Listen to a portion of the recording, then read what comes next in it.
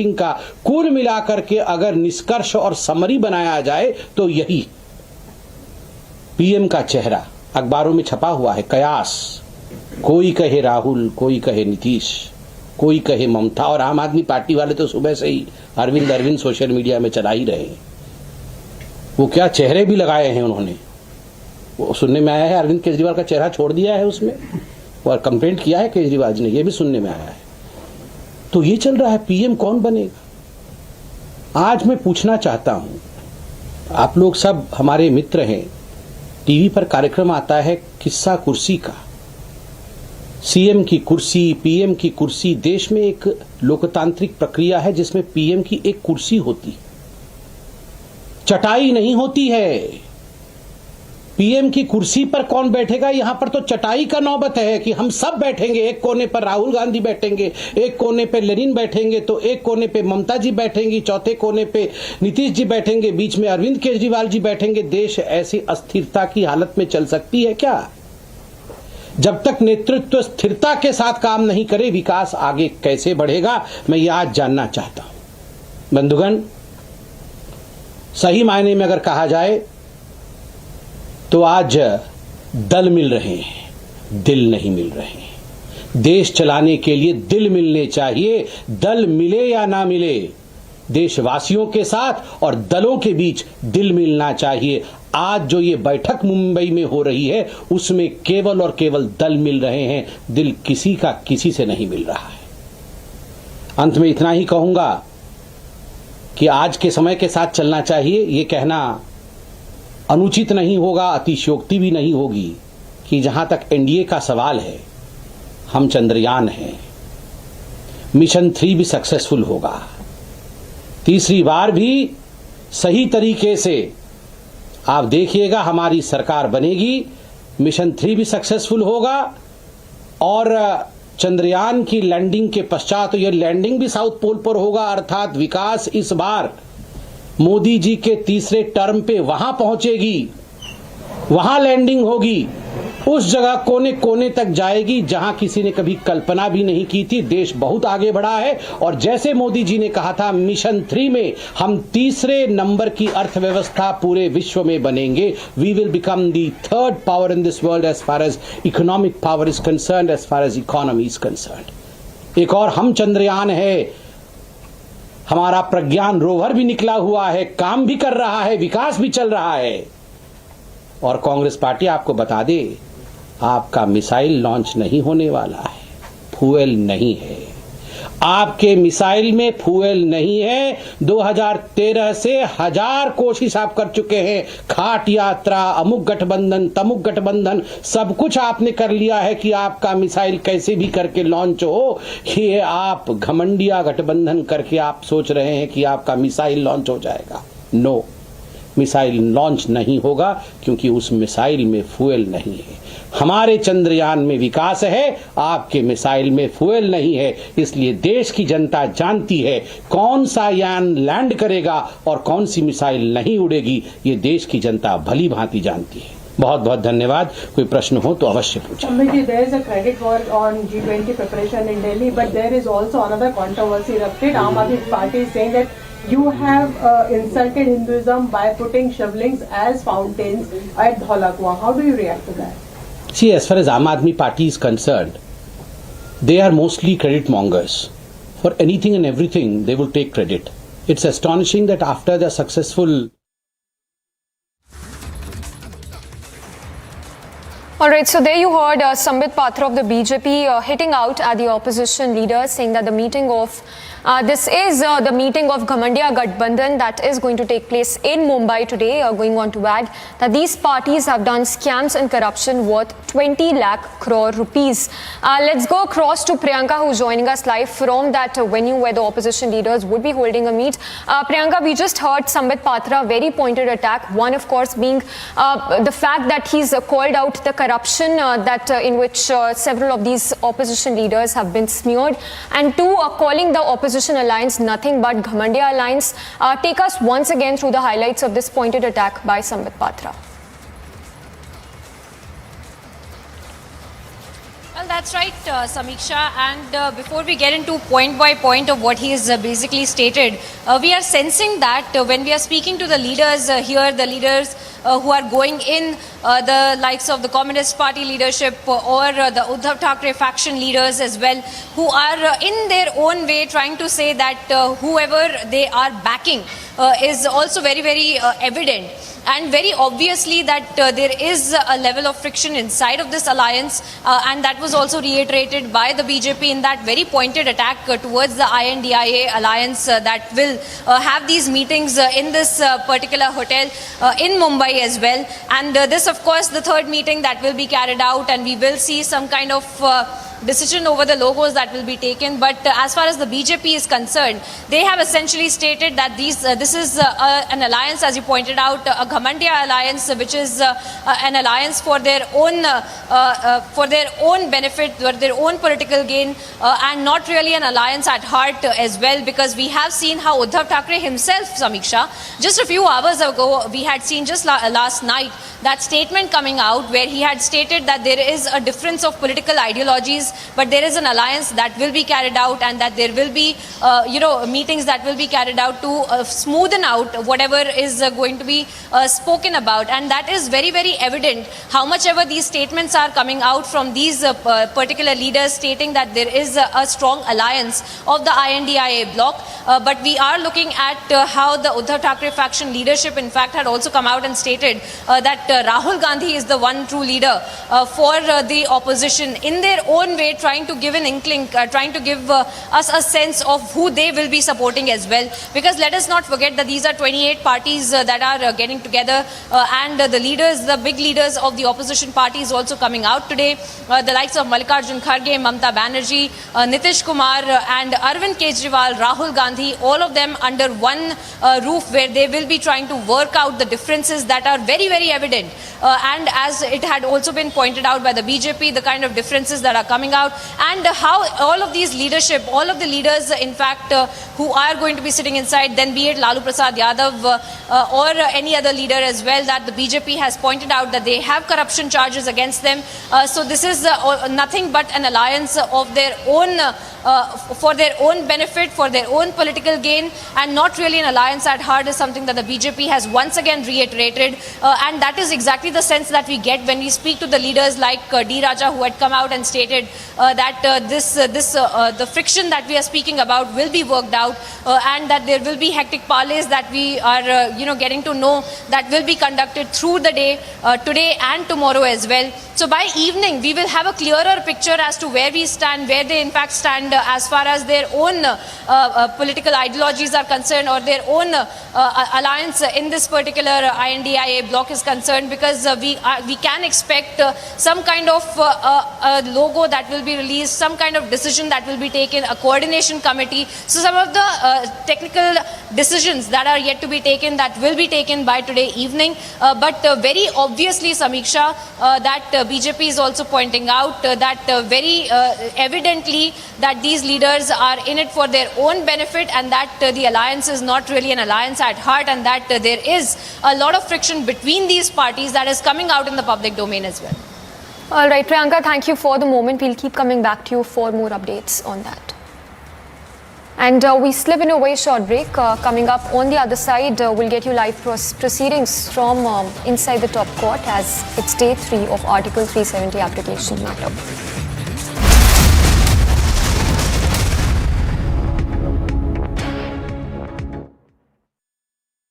Neeraj Chopra, the Olympic champion.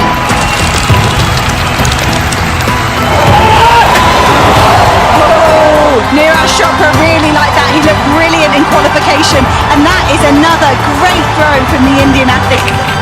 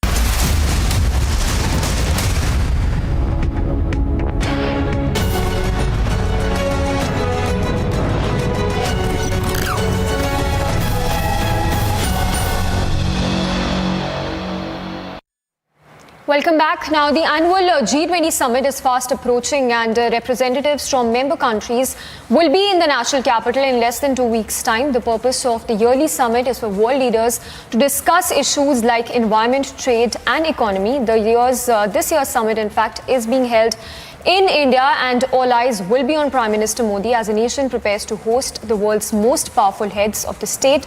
So what can be expected from the upcoming G20 meeting, and what's on the agenda, and how is India leading from the front? Here's everything you need to know.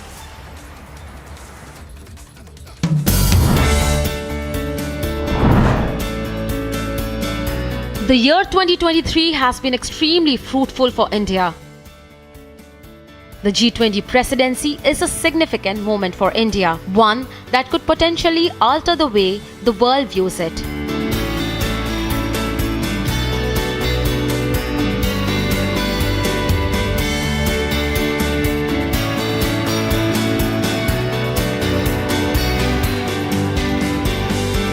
For close to a decade now, the engines of nation's economic growth have been firing impressively. Companies have become larger and many have left a rather large global imprint. India's presidency of the G20 forum that presents 85% of global GDP and 75% of international trade is hugely important as it comes at an inflection point when a confident India is looking to flex its muscles globally. This after it breezed past the pandemic and emerged relatively unscathed. How is G20 presidency benefiting India? I think first and foremost we've enabled taking foreign policy and diplomacy to every part of India. We've made the citizens of India realize the significance and importance of global issues through G20. It has enabled us to take the G20 message to every state and 60 cities of India. We've used G20 as an opportunity to build infrastructure. We've used this opportunity to build the soft power of India. We've used this opportunity to drive leadership of the global world by bringing in priorities which are important to India. And I think most importantly, G20 has been important because I think global issues have come center stage during India's presidency. India's presidency will allow India to steer a global narrative. India is emerging as a leader to solve some of the most pressing global issues. During the presidency, India has hosted over 200 meetings in 32 different sectors in multiple locations across the nation that aim to secure global economic growth and prosperity. Several events have been held in Varanasi,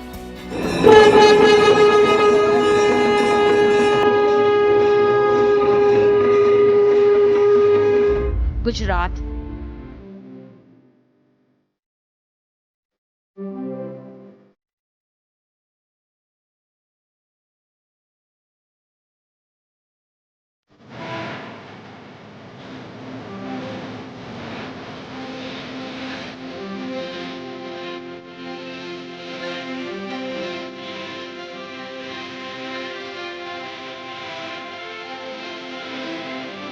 and Jaipur.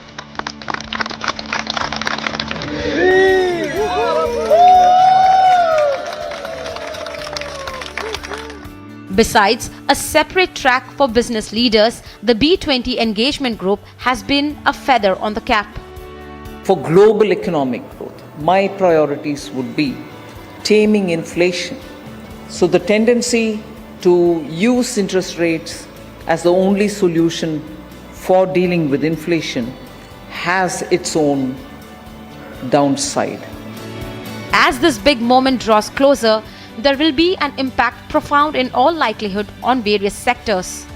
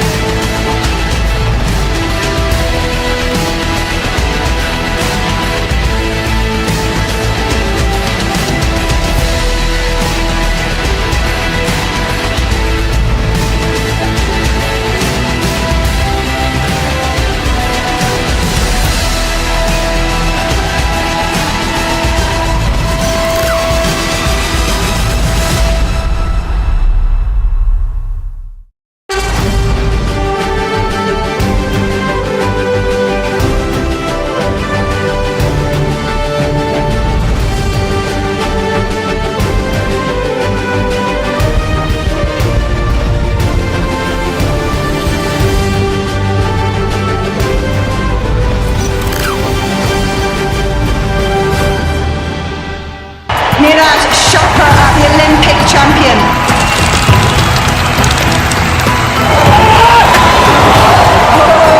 Neeraj Chopra really like that. He looked brilliant in qualification, and that is another great throw from the Indian athlete.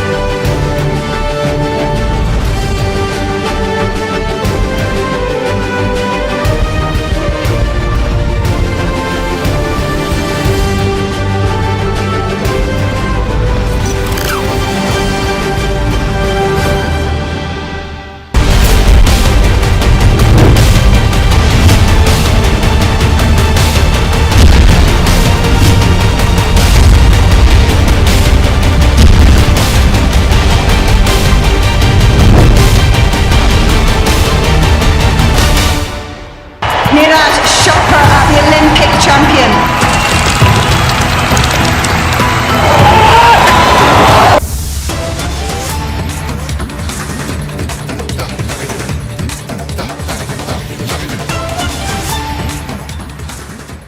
All right, so we're going to cut across to the hearing that is taking place in the Supreme Court on the abrogation of Article 370. Now, we are given to understand that the Solicitor General Tushar Mehta has begun his submission. He's spoken about the fact that the centre is ready for elections in Jammu and Kashmir at any point in time now. Do remember that that was a question that was asked by the judges who are hearing this case, and SG has also said that even though he's unable to give an exact time frame by when there would be complete statehood that will be restored, but it is for the Election Commission of India and the State Election Commission to take a call when and which polls will be heard first. So all of this is taking place even as the Supreme Court is hearing.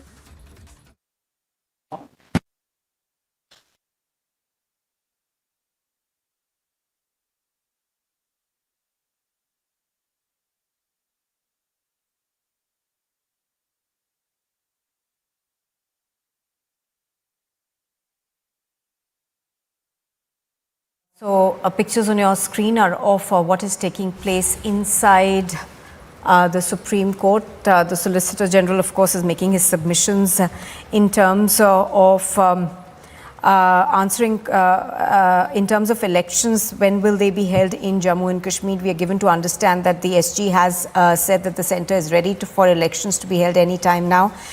Going on then to elaborate that a voter list is being prepared. He's also said that at this point in time, he's unable to give an exact time frame for when elections can be held, but essentially saying that it is up to the Election Commission of India to to essentially hold elections in Jammu and Kashmir so that complete statehood is restored. Well, do remember, this is a continuous hearing. I just want to know whether your lordships are taking into account these facts, because whether that's extremely relevant from our point of view.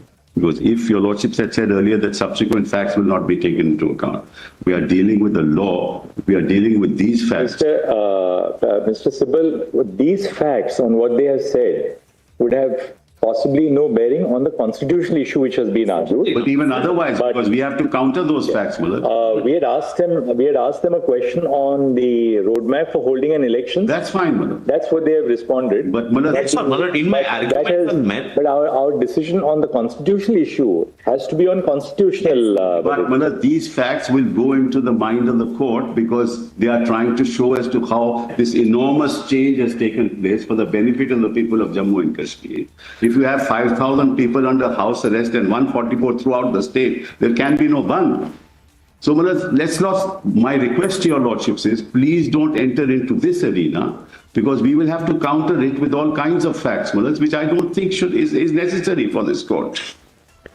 the nature of the development work which the government says has taken place post August 2019, this may not be of relevance to your constitutional challenge, and therefore when they respond to the constitutional challenge, that has to be dealt with independent. I didn't rely upon it while answering on merit. Facts, if they come into your lordship's part of the record, then that has... I think, Mr. Sibal, what the solicitor, to be fair to the solicitor, what the solicitor was saying is that the roadmap to full statehood would take a little time. That's obvious. Right now, that they are the development. There, his submission is that right now development work is taking place.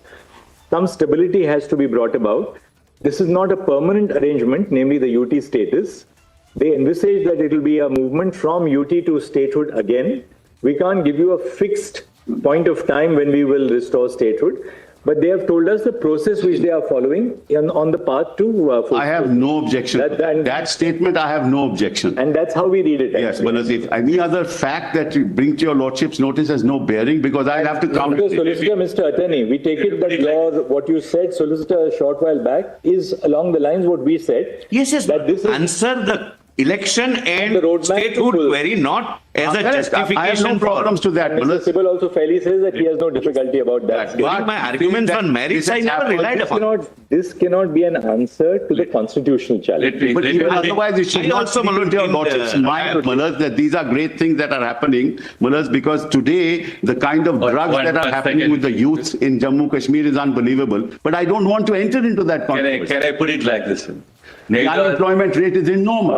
Mr. Sibal, these are matters on which there can be and should be in a democracy policy differences, right. But that can't affect the constitutional answer to a constitutional challenge. Once you start placing these facts and your lordship... But therefore we place those facts which he mentioned in the perspective of the roadmap to statehood, that's all. And nothing on... This is not a justification. This is not a justification, it cannot be from our perspective also to the answer to the constitutional challenge. We'll have to address the constitutional challenge. Your lordship will allow me to paste some counterfacts to that? May I put it like this? I had intervened that stage also when you were saying, only for this reason that we wanted in a conspectus to understand when they look to a restoration of statehood. No problem. Which they made a statement. That's no issue, Mullah. They say that will take some time. Your lordships will decide on that issue, Mullah. That's confined to our answer, our question to Mr. Solicitor. Bund reduced to zero, Bund reduced to zero, all that, with respect, I say, your lordship should not even, those facts are not relevant for the purposes of your lordship's decision is all that I say. And therefore, we had not taken that additional affidavit which was sought to be filed at the inception of the record, and I don't think there has been any change in that. I think it's better understood like this. Neither these statements nor their refutation, if need be, will enter into the question of determining the constitutional validity. Correct. So therefore, paraphrase it like that. You don't want to put it like that. On that aspect, I also didn't rely. On that, Mr. Sibal, Mr. Attorney, and Mr. Solicitor, I think there's a broad-based understanding on both sides that the constitutional challenge has to be answered on. During my assistance on merits, I never relied upon this. The problem is the following. These are televised. All this is being televised. And all of this being recorded. So, these facts come on the record. They are part of the public space. And people feel what a great thing has been done by the government. This creates a problem. That's why progress never creates problem. I'm sorry. Allow me. Offense, do not allow me. We got your point. I think we have clarified it. Yes. That the constitutional challenge will be dealt with by the Supreme Court on constitutional grounds. That's right. None of this should enter into the... And they have not argued equity in defense to your constitutional challenge. That's all, Mullah. That's all. Yes. I suppose these statements are otherwise in the public domain. In elections are not in the public domain. Therefore, public will consume it. You are meeting the constitutional challenge on constitutional argument.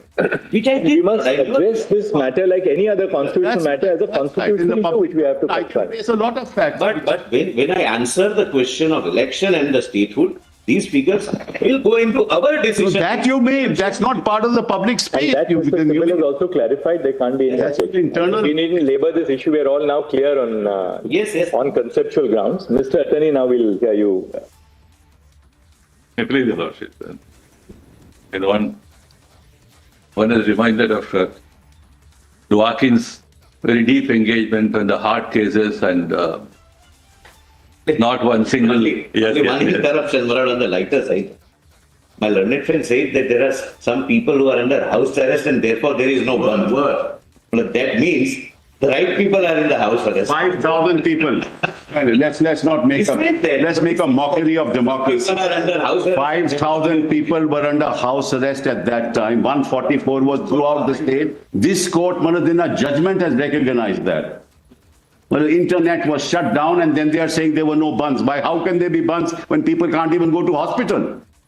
People could not go to hospital because of the bun. They died. I wish Let's not go into all this. I wish we don't enter into this dialogue. Mr. Attorney, Mr. Sybil, we have, right from the inception of the hearing, we have heard this matter in a sense of dispassionateness. Absolutely. The sense of objectivity which must govern an answer to a constitutional challenge.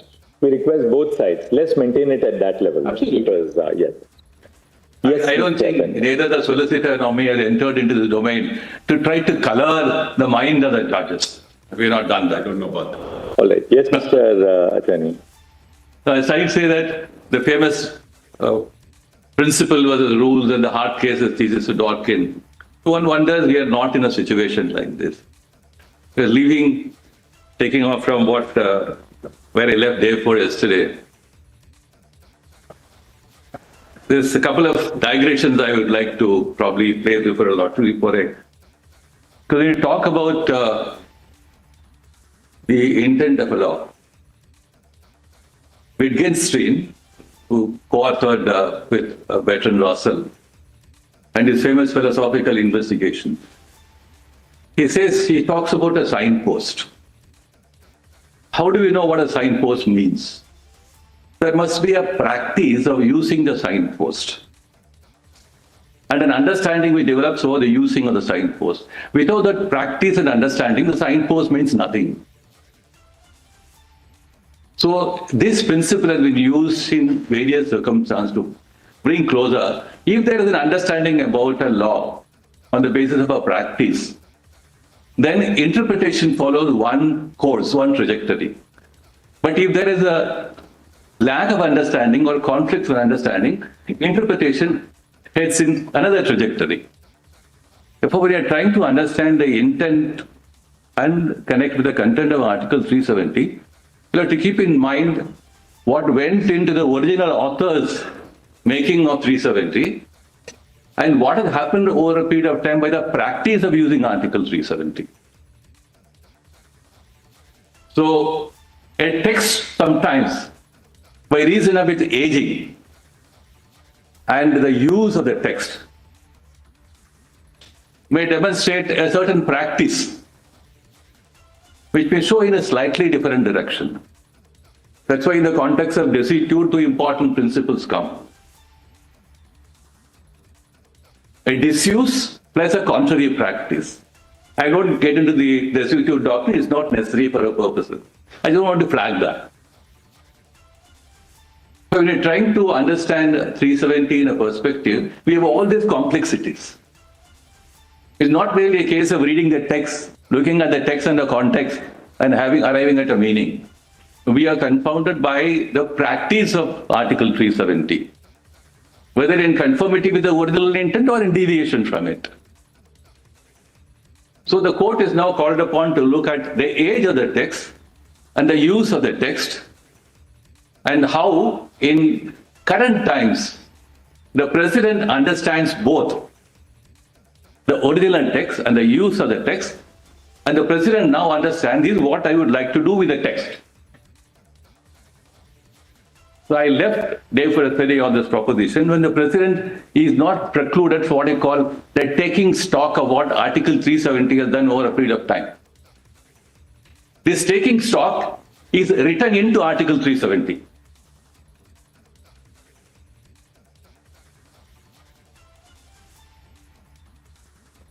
So while we do that, how the president may take stock and how the court will be called upon to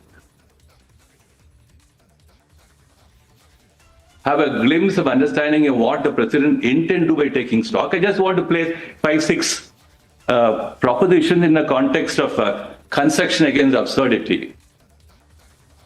These are all gathered from books on interpretation of statutes. Because the presumption against absurdity will, number one, avoid an impossible result. Presumption?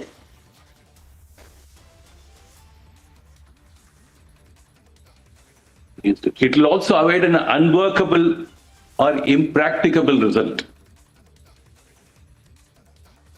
I'll put them all together and hand it to your lordships now. And it will also avoid an anomalous or illogical result.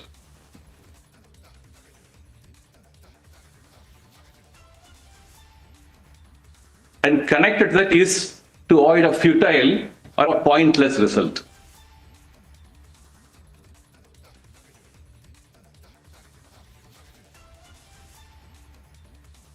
What was the third one you said, Mr. Attorney? First one is an impossible result. Oh, third one.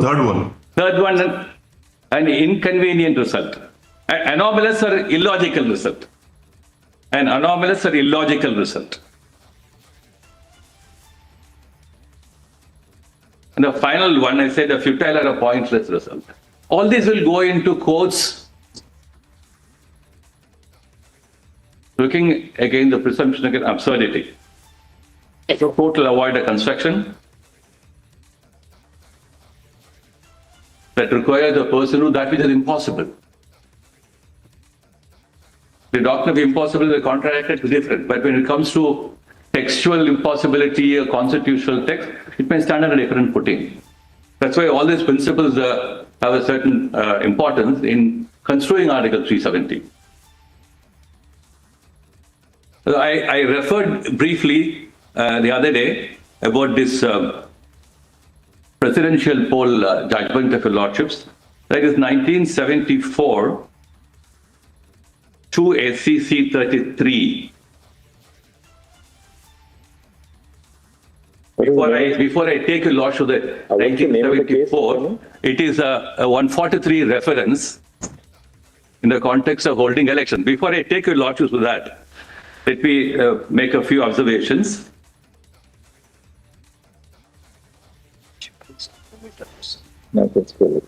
It's not part of the PDF because it's not part of the compilations. Right? But there you are. Yes. So we are trying to look at the proviso to clause 3 of Article 370. So which is the part of this judgment you want us to see? I'll give the paragraphs, your lordships. We have it opened up and you have it on the screen. Yeah, we have paragraphs. I'll just summarize the proposition was the presidential election had to be held. Yes. Gujarat Assembly was dissolved. Therefore, the electoral college was incomplete. So the argument was, without the electoral college becoming complete, you can't hold a presidential election. Court said they read Articles 55, 54, etc. and come to a conclusion. It's a mandate that you must hold the election before the president term expires. Right. Therefore, the lack of the electoral college not being complete will not come in the way. So that unless you fulfill that impossible, that the court says you must, the argument was, you must have the electoral college completed before you hold the elections. Therefore, the mandate of holding the election. You're stretching that to our case because according to the conditions for the application of the proviso to Article 373 are absent, and therefore the substantive part cannot be rendered into disuse merely because of the absence of the Constituent Assembly. Therefore, I come to the arguments on the other side currently. Now, there is no principle in jurisprudence. Just give us a small para so we are then done with this judgment. These paragraphs 5, 4, 5, 12, 13, 15, 20, 21, 29 and 47. So there they look at the impossibility of performance. How do they formulate it? Just let's see it in a moment. I'll presently complete. It's 7 judges, so we can just look at maybe that one or two sentences and how they formulate it. Give me paragraph.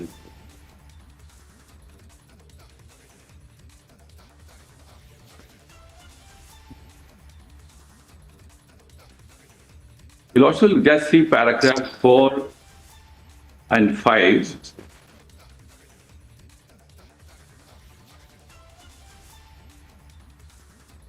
Paragraph 4 at page 47 of the running page 47 of the judgment. So they come to a conclusion that the conclusion part of paragraph 4, it shows that the time to hold an election to fill a vacancy is also mandatory in character. Then, actually, the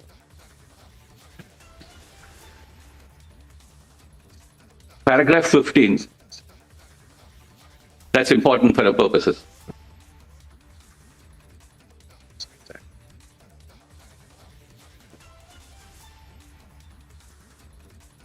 Some of this suggests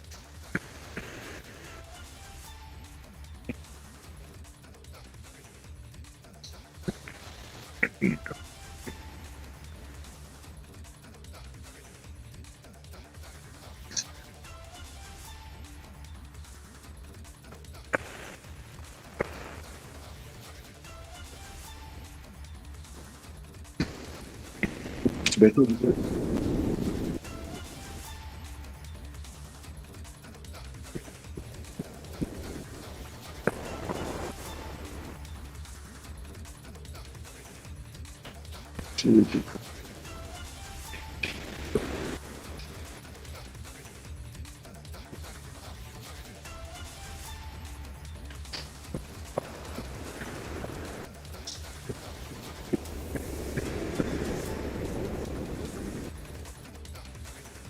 See.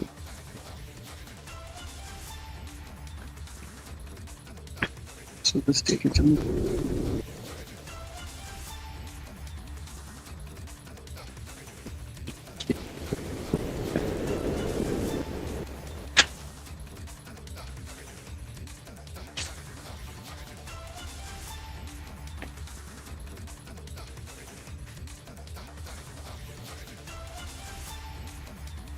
Right, so pictures on your screen are coming to you live from the Supreme Court. This is the hearing on the abrogation of Article 370 that is taking place in the Supreme Court. To remember that the Apex Court is hearing a clutch of petitions on this issue. Now, one of the things that was asked by the court in the last hearing was when is the government hoping to hold elections in Jammu and Kashmir? Now, that has been the focus of the conversation that is happening inside the Supreme Court right now. And a while ago, of course, the Solicitor General Tushar Mehta has said that essentially, even though the government has not provided an exact date or a time frame by when complete statehood restoration will take place, the centre is ready for elections at any time now. Also going on to say that it will be dependent upon the State Election Commission as well as the Election Commission at the generally to be able to decide when elections take place. So no exact timeline being given. Hello, Moto. Motorola, India's best 5G smartphone brand. And here's a quick look at what else is making news. As New Delhi gears up for the G20 summit to be held next month, street artists have been enlisted by authorities to give Delhi's walls a creative makeover ahead of the G20 summit. In a recent incident involving a road rage case, a scientist from the Indian Space Research Organization was reportedly subjected to an attack by an individual while he was driving to his workplace in Bengaluru, Karnataka. The scientist, Ashish Lamba, recounted the incident in a post shared on X, where he explained that he was en route to his office when an individual on a scooter was not wearing a helmet abruptly cut in front of his car. Ashish had to suddenly apply brakes to avoid the collision, which led to the scooter rider to stop in front of his car and unleash a barrage of verbal abuse. Farmers in Mandya have staged a protest late at night as the Kaveri Water Regulation Committee has passed an interim order asking Karnataka to release 5,000 cusecs of water to Tamil Nadu daily for the next 15 days. Former Chief Minister and veteran Congress leader Digvijay Singh has sparked a controversy after his post on X that claimed that the Bajrang Dal workers were installing shivlings on the premises of the Sri Digambar Jain Siddha Kshetra Kundalpur in Damoh district in Madhya Pradesh was said to be misleading. A case has been registered against Digvijay Singh following a complaint lodged by the convener of the VHP in the district. October has been declared a Hindu Heritage Month in Georgia. Georgia's Republican Party leader I.N.D.I.A has said designating October as the Hindu Heritage Month in Ohio will give Hindu Americans great recognition for our contribution to our state. I.N.D.I.A was the first Hindu and Indian American state senator in Ohio's history. Prime Minister Modi celebrated Raksha Bandhan with school students at his official residence, the 7 Lok Kalyan Marg, on the 30th of August.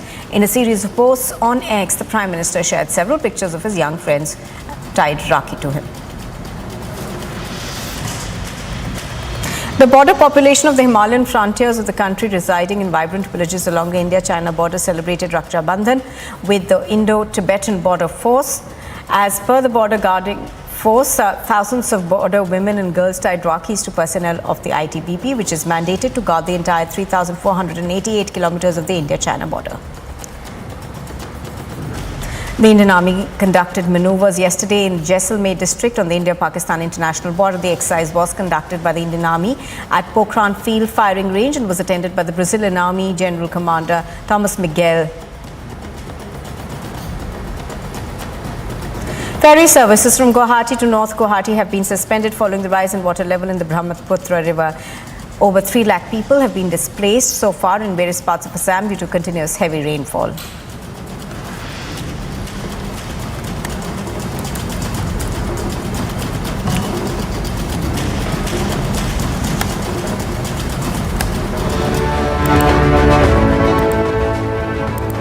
You are watching Republic TV, and on the other side, biggest voices and the topmost faces on Republic as India counts down to the mega G20 summit.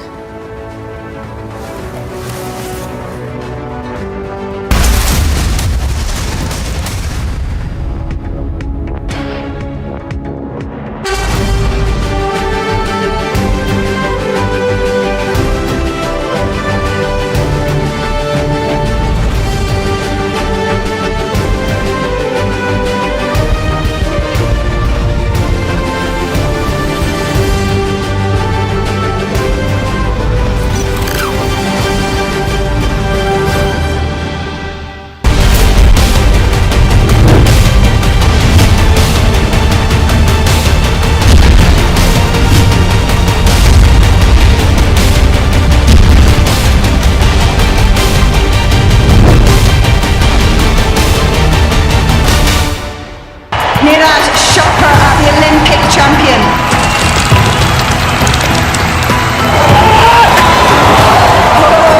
Neeraj Chopra really like that. He looked brilliant in qualification, and that is another great throw from the Indian athlete.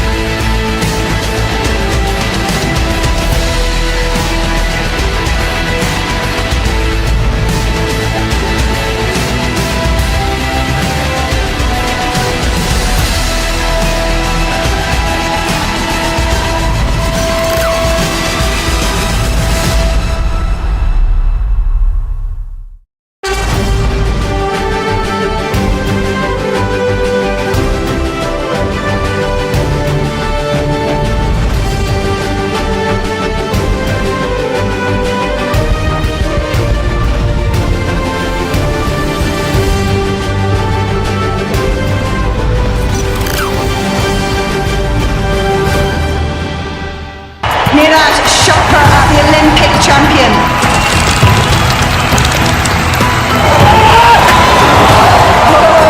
Neeraj Chopra really like that. He looked brilliant in qualification, and that is another great throw from the Indian athlete.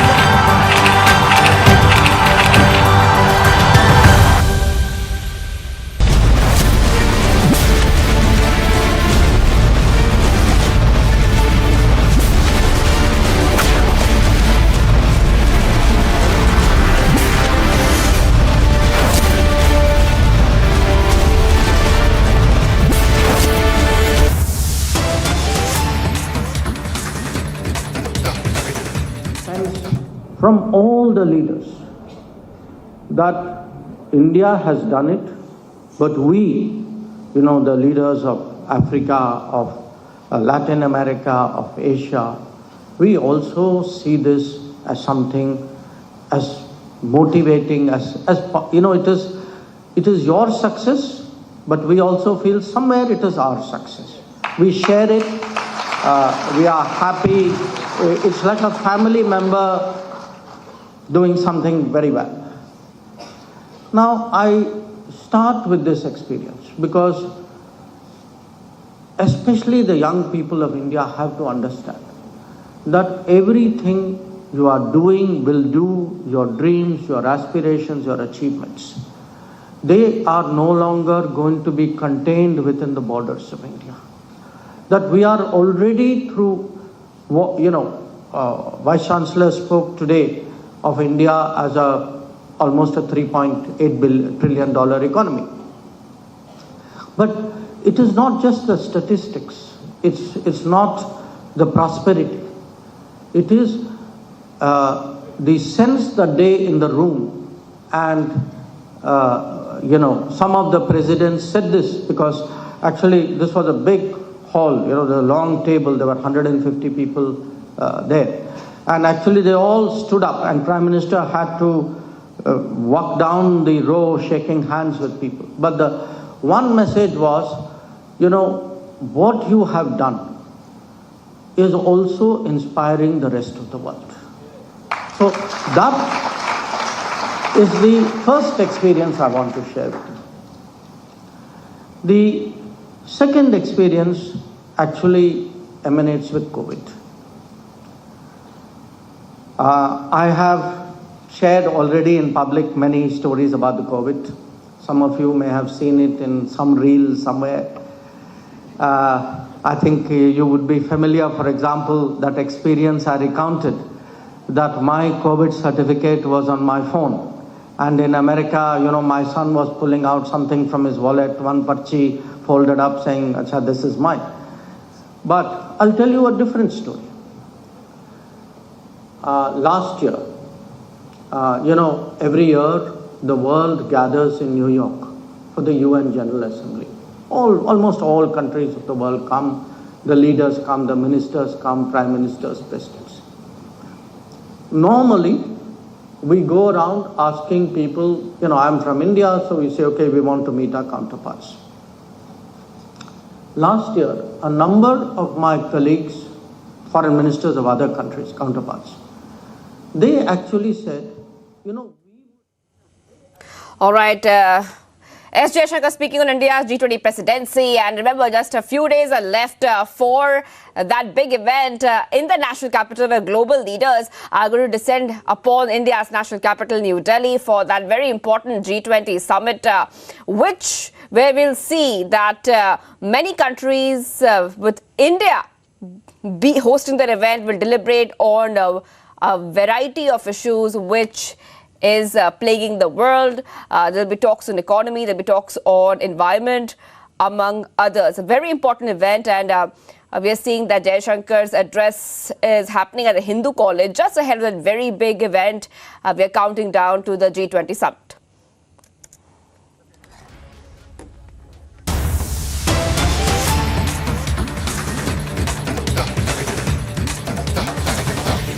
Viewers, getting some breaking updates coming in right now, where reports suggest that after Russian President Putin, Chinese President Xi Jinping likely to skip G20 summit.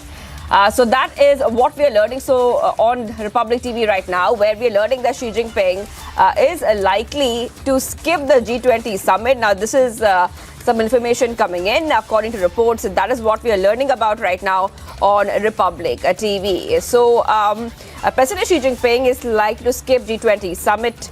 Sources have said this. These are reports coming in fact. Now, what we are seeing right now is that the summit is being viewed as a venue at which Xi might meet with US President Joe Biden, who has confirmed his attendance. And right now, we know that these are details coming in on Republic TV, but it's very, very likely, because like we just told you, that US President Joe Biden has confirmed his attendance, as we are seeing that this development taking place. After Joe Biden has confirmed his attendance at the G20 summit, we're getting reports that Xi could skip the summit in Delhi, viewers.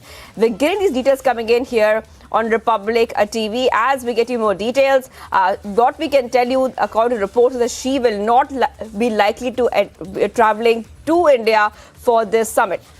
So many details coming in right now. Now, this is not confirmed news. This is report-based news coming in. According to reports, Xi will be skipping the summit in Delhi, viewers. Getting these details coming in for you on Republic TV as we get you top updates for the G20 summit. And like we told you, the G20 summit is going to be very important, where India will be hosting many leaders from across the world, very important leaders, especially US President Joe Biden has confirmed his attendance at the G20 summit. But the big news coming in right now that Chinese President Xi Jinping is likely to skip the G20 summit being held in India next week. Let's go straight to Abhishek Kapoor, who is joining us on the phone line right now, our senior executive editor. Abhishek, if you could tell our viewers why this is a significant report coming in, because this has come in just after Joe Biden, the US president, has confirmed his attendance at the G20 summit in New Delhi. Well, there are a couple of ways of looking at it, Shivangi. For one, that it's not just China alone. There are a couple of other nations like Mexico, for example, and Oman. They would be sending in their next in command or deputies, for example, in the case of Oman, the economy minister; in the case of Mexico, the deputy prime minister. And the fact that President Vladimir Putin, of course, is not coming, and he is sending in foreign minister Sergei Lavrov to represent Russia. So that's one way of looking at it, that China being one of the other four who are not able to send their topmost in the government, the head of state or the head of the government. Also, another way of looking at it is because there is an ongoing standoff between the West and Russia and China on the other side on the issue of Ukraine war. And maybe the Chinese, like the Russians, wanted to not get into a situation where they are cornered. Because remember, in G20 also, the G7 has a strong influence and acts as a bloc when it comes to these kind of platforms. So maybe the Chinese really wanted to avoid that, given the fact that President Putin is anyway not going to be there. Number two. Number three, that's another important way of looking at it, because Xi Jinping does not want to get into a situation where he has to have a frank and fair and honest dialogue with Prime Minister Modi on the situation in Ladakh. And remember, if G20 summit happens and the two leaders are there for 2 days together, obviously a bilateral has to happen. So to avoid that, the Chinese muddy the waters, issue a map which is an attack on India's sovereignty and territorial integrity, not just about India, but about Philippines and Malaysia as well. Remember, at least 3 countries have objected to the Chinese map. So the Chinese released the map so that they muddy the water, they ratchet up the sentiments, because India obviously had to protest and India protested. And now that becomes an excuse for the Chinese to say, okay, fine, we are not coming for G20. So there are 3 ways of looking at it, as I explained. But these are all, this is all coming in from international agencies. So it's likely that the Chinese are sort of testing the waters by planting this information to the agencies, international news agencies, and seeing how the G20 fraternity really responds. Because remember, we have seen over the last 1 year of India's presidency, China has been a little intransigent, and they have been very picky and pricky about not letting consensus prevail. In fact, they have objected to words like Vasudhaiv Kutumbakam, also going into the logo of G20 saying that this is Sanskrit is not a recognized UN language, and so on and so forth. So I think All these things taken together have created a situation that the Chinese perhaps thought that Xi Jinping going to G20 might be an embarrassment for them, and perhaps they have decided not to. But as I said, this is all information coming in through international agencies, possibly from Beijing, and because the Chinese want to test the waters, final confirmation of word so far as organizers of the G20 Leaders Summit, which is India, and Ministry of External Affairs are yet to come.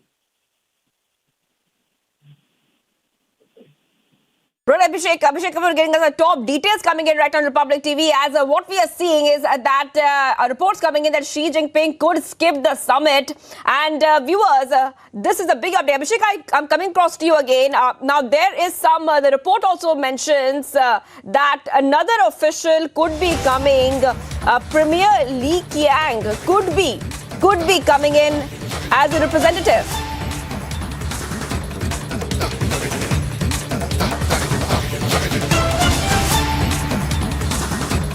So, but what is necessary for all of us to understand is that the world matters to us.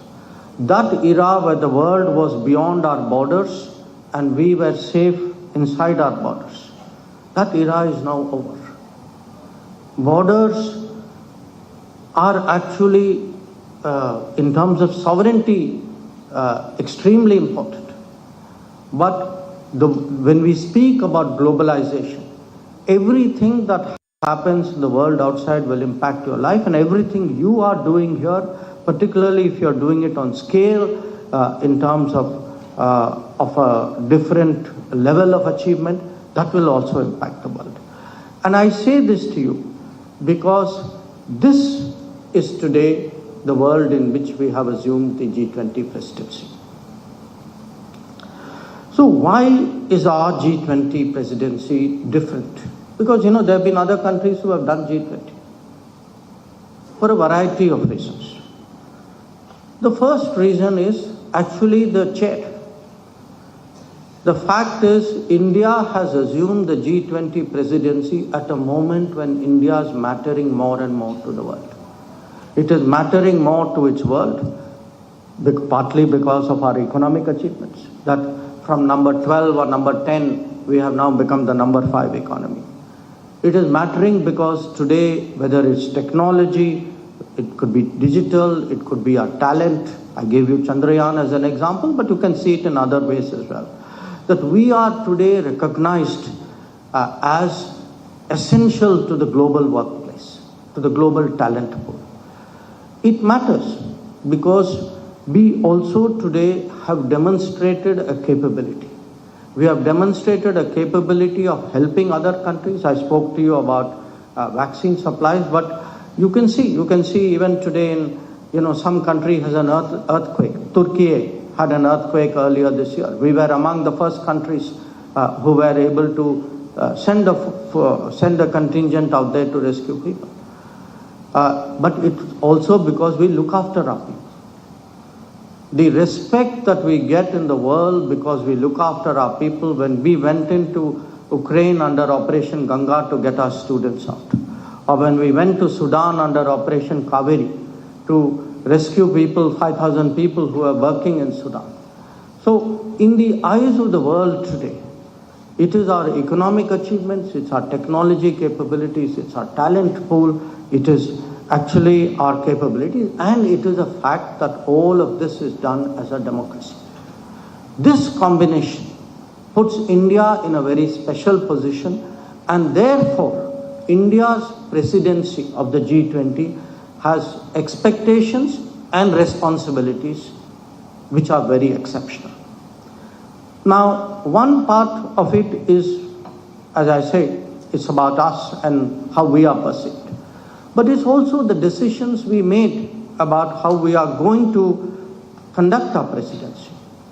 Typically, a presidency is done in meetings. I have attended maybe more than 10 G20 meetings in my life. Mostly conference hall hota hai, log aate hain, airport se conference hall jate hain, meet, have a dinner, sign some piece of paper and you go. So if you look at the impact on the society or the input of the society, there is very little. This G20 presidency is completely different. You know, we use the word Jan Bhagidari, and truly we mean it. This is the first G20 certainly I have seen in my long career, where the people of the country, where every region, multiple cities, different walks of life, from colleges to professional associations to the ordinary citizen, feels connected to that G20. And we are doing it because in Prime Minister Modi's view, in his vision, we want to use the G20 to prepare to make the world ready for India, that India which all of you are going to make. We also want India to be ready for the world. We want especially the younger generation, and we want the cities and towns and the states and union territories of India to actually understand fully the opportunities and the possibilities in the world out there. And in the last year, the difference we have been able to make is we have not done the G20 as an official program, we have done it as a national celebration. And that is actually a G20 with a difference. Now, what is the challenge in the G20? There are two big challenges. One is what is called the divide between the North and the South. The developed North is a term for developed countries. South is a term for developing countries. So, Viksit Desh hai, jo Vikashsheel Desh hai. So, their gap, their divide which has been growing. And secondly, the polarization that we see today between what you can call the East and the West, particularly as a result of the Ukraine conflict. So you have an East-West problem, you have a North-South problem. Guess who is in the middle? That's us. It is our responsibility today to find a way of bringing the world together, and we are confident of discharging this responsibility precisely because, as I said, we have today a respect in the world coming from our governance, coming from our economy, coming from our technology, coming from our independent foreign policy stance. So that sense today that this is a fair India, a generous India, a connected India, that these people will conduct their presidency responsibly, taking every view into account and find a landing ground which will be acceptable to everybody. That is today the task before the G20. Now, I had mentioned the world is a very difficult place, and it is a difficult place because, as I noted, we had a once-in-a-century pandemic, COVID, and COVID has had a terrible consequence across the world. You know, there are parts, in India at least we have recovered in many ways. I must tell you, many parts, many countries have not been able to recover the manner in which we have. Secondly, the conflict, because again, it has shown today how much the world matters to us. That a conflict is taking place in Ukraine, an entire continent away. And that conflict is today creating problems in fuel cost, in availability and prices of food grains, in the access to and the price of fertilizers. It is actually creating inflation across the global economy. So the COVID, 3 years of COVID, a year of this conflict, already large parts of the world were struggling with debt issues, trade issues. And then we are seeing more and more climate events. And climate events of a very large kind, which actually impact an entire economy, entire country, sometimes an entire continent.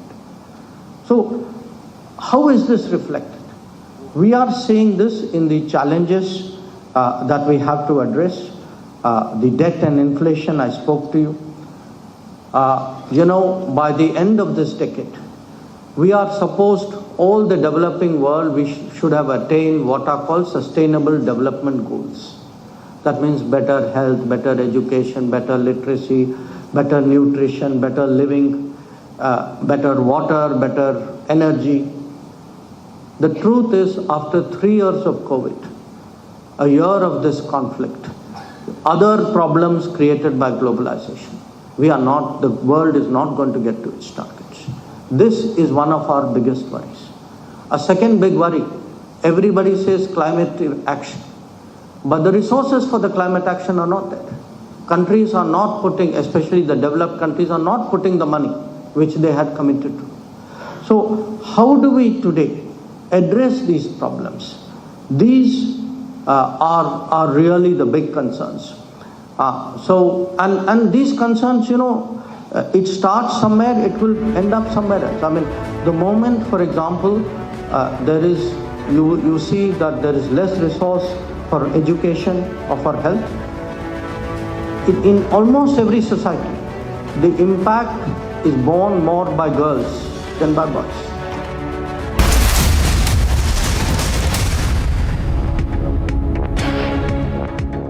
Neeraj Chopra, the Olympic champion.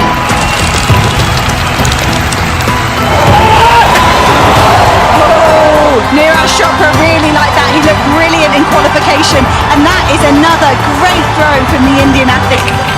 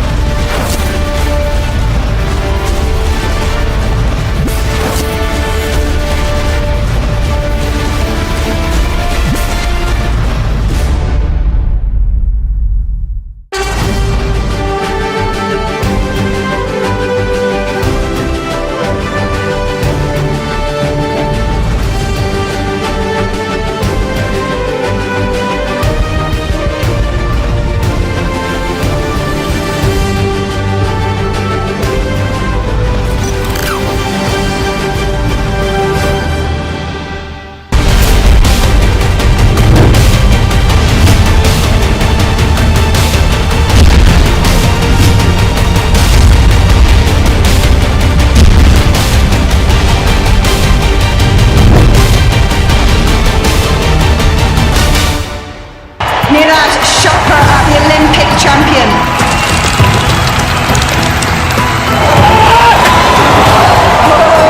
Neeraj Chopra really like that. He looked brilliant in qualification, and that is another great throw from the Indian athlete.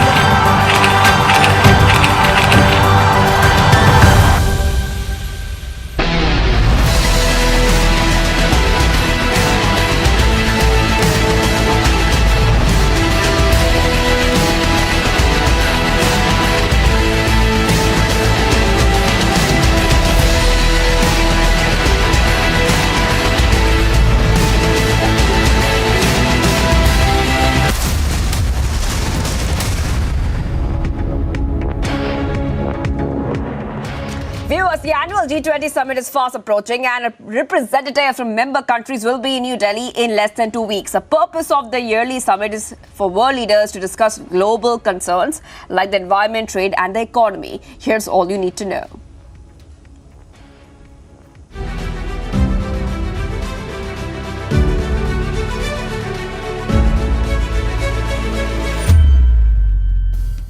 As India gears up to host the G20 summit in New Delhi, preparations are in full swing. यहाँ पर fountains को लगाया गया है और ये कोणार्क का wheel भी यहाँ पर लगाया गया है जो हमारे देश की सभ्यता को बताता है। जो फाउंटेन्स लगाए गए हैं वो राजस्थान से लाए गए हैं, वो मार्बल के हैं और जो कोणार्क व्हील लगा हुआ है ये उड़ीसा से लाया गया है। हमारे आर्टिजन्स को भी बहुत काम मिल रहा है इन कामों से और साथ साथ दिल्ली को जो एक हमारा सपना है कि हम उसे बिल्कुल क्लीन ग्रीन बनाएं, उसको भी पूरा करने का काम कर रहे हैं। The annual G20 summit is fast approaching and representatives from member countries will be in New Delhi in less than 2 weeks. This year's summit will also be the first in India. All eyes will be on Prime Minister Narendra Modi as the nation prepares to host the world's most powerful heads of state. G20 की मेजबानी पूरा देश मेजबान है, लेकिन ज्यादा से ज्यादा जिम्मेवारी मेरे दिल्ली के भाइयों बहनों की है, मेरे दिल्ली के नागरिकों की है। और इसलिए देश की साख पर रत्ती भर भी आंच न आए, ये हमारे दिल्ली को करके दिखाना है। देश की आन बान शान का झंडा ऊंचा करने का सौभाग्य मेरे दिल्ली के भाइयों बहनों के पास है। The G20 summit will take place on September 9th and 10th. It will include numerous meetings between heads of states, invitees and various officials. The summit will be at the recently constructed Bharat Mandapam International Exhibition Convention Centre in New Delhi's Pragati Maidan.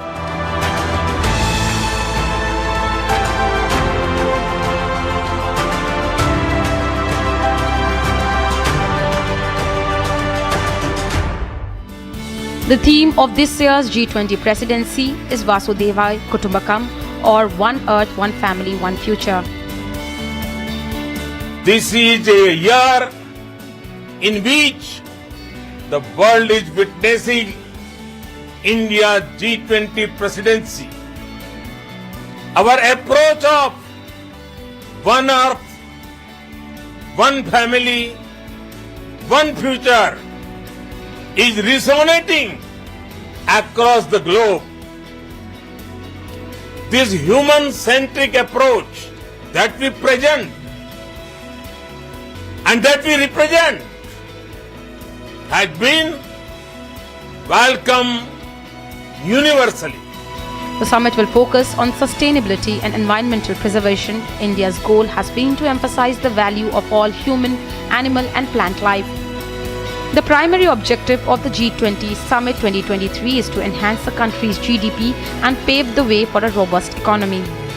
India's theme is emerging from its civilizational saying Vasudhaiva Kutumbakam, which is one earth, one family, one future. We may have different geographical boundaries, we may have different political ideologies, but we are all from the same cosmos. And therefore, our entire presidency is broadly driven under three themes of one earth, one family and one future. The White House meanwhile said that the socio-economic impact of the Russia-Ukraine war will figure in United States President Joe Biden's discussion with other G20 leaders in New Delhi. As India gears up to host the G20 summit in September, this is a moment for India to transition to being a rule maker. Bureau Report, Republic TV. India is not just a happening place where these big leaps of technology are made. It is also a place, a country which is today seen as responsible, which is seen as innovative, which is seen as actually driving global progress.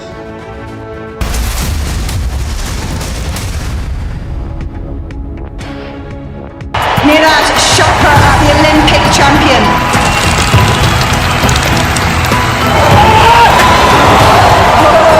Neeraj Chopra really like that. He looked brilliant in qualification, and that is another great throw from the Indian athlete.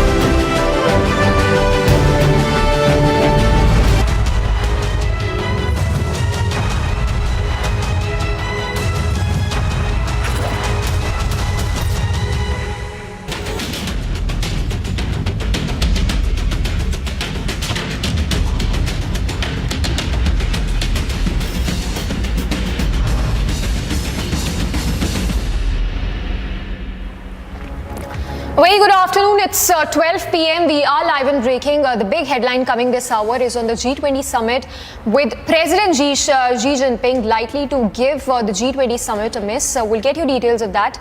First up, a quick check of the top headlines. Battle for 2024 intensifies. 26 opposition parties in Mumbai for third opposition bloc meet. With Rahul, Nitish and Akhilesh in fray, a race for prime ministerial phase continues in the opposition bloc. In Mumbai, BJP and allied parties to hold counter meeting, discussion on 2024 polls on the agenda. Day 13 of Article 370 abrogation hearing in the top court. Centre says polls in J&K soon. With less than 50 hours to go, India awaits the launch of ISRO's Aditya L1 mission to the sun with bated breath. Reports suggest after Russian President Vladimir Putin, Chinese President Xi Jinping likely to skip the G20 summit.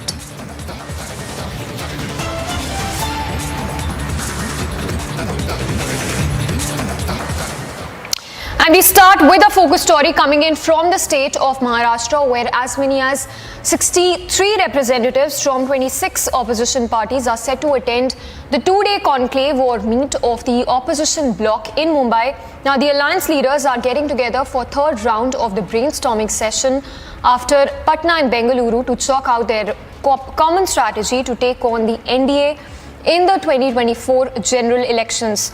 So the opposition bloc meet would take place this evening in Mumbai. This is round 3 of that strategy meeting of the opposition leaders. Listen in to the reactions that have come in so far of the opposition leaders on the strategy for the leaders ahead.